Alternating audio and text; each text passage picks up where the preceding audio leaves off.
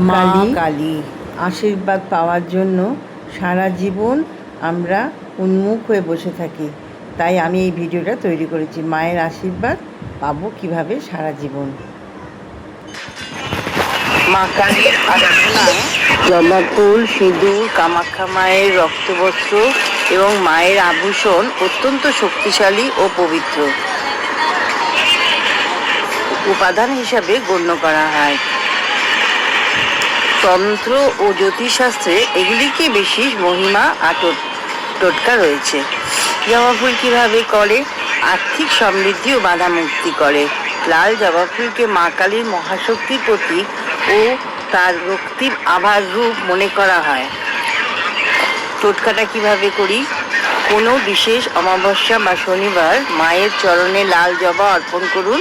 পূজা শেষে সেই জবা ফুলটি একটি লাল কাপড় বেঁধে আপনার ঘরের টাকার লকার বা ক্যাশ বাক্সে রেখে দিন। বিশ্বাস করা হয় এর ফলে ঋণের বোঝা কমে যায় এবং আর্থিক শ্রীবৃদ্ধি পায়। মায়ের চরণের সিঁদুর সুরক্ষা ও দাম্পত্য সুখ বয়ে আনে। সিঁদুরকে সৌভাগ্য এবং নেতিবাচক শক্তি বিনাশে প্রতীক ধরা হয়। টোটকাটা কিভাবে করা হয়? বিবাহিত মহিলারা যদি মা কালীর চরণের সিঁদুর নিয়মিত নিজেদের সিঁথিতে পড়েন তবে স্বামীর আয়ু বৃদ্ধি পায় এবং সুস্বাস্থ্য বজায় থাকে। এছাড়া এই সিঁদুর টিপ কপালে লাগালেও নজর দোষ ও কুপ্রভাব থেকে মুক্তি পাওয়া যায়। কামাখ্যা মায়ের রক্তবস্ত্র, এটি কিভাবে টোটকা হিসেবে কাজ করে? মনোবাঞ্ছা পূরণ করে অতি শক্তিশালী কবচ। অসমের কামাখ্যা মন্দিরে অম্বুবাচী উৎসবের সময় দেবীর অঙ্গের যে লাল কাপড় বা রক্ত বস্ত্র ভক্তদের দেওয়া হয় তা তন্ত্রশাস্ত্রে অত্যন্ত দুর্লভ ও অলৌকিক বলে মনে করা হয়। টোটকাটা কি?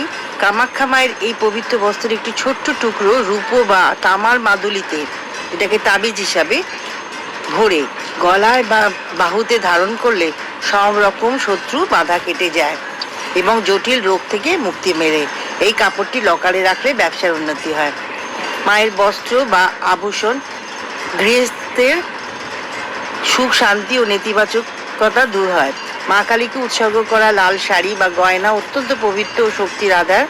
টোটকাটি হলো মায়ের পুজোয় ব্যবহৃত লাল বস্ত্র বা ওড়না দিয়ে বাড়ির মূল প্রবেশদ্বারে একটি স্বস্তিক চিহ্ন এঁকে ঝুলিয়ে রাখলে বাড়িতে কোনো খারাপ বাতাস বা নেতিবাচক শক্তি প্রবেশ করতে পারে না। এটি সংসারে শান্তি বজায় রাখে। আপনার কাছে যে কোনো এর মধ্যে একটি উপাদান, যেমন কামাখ্যা মায়ের রক্তবস্ত্র, মায়ের ব্যবহৃত সিঁদুর সংগৃহীত আছে কি? যদি না থাকে আপনি অবশ্যই সংগ্রহ করে আপনার সমস্যার প্রতিকারের জন্য এই টোটকাগুলো ব্যবহার করতে শুরু করুন।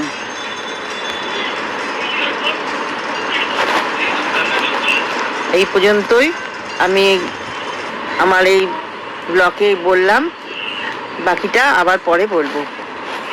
আমার এই চ্যানেলটা অবশ্যই আপনারা ভালো লাগলে একটু লাইক, শেয়ার আর কমেন্টস করতে ভুলবেন না।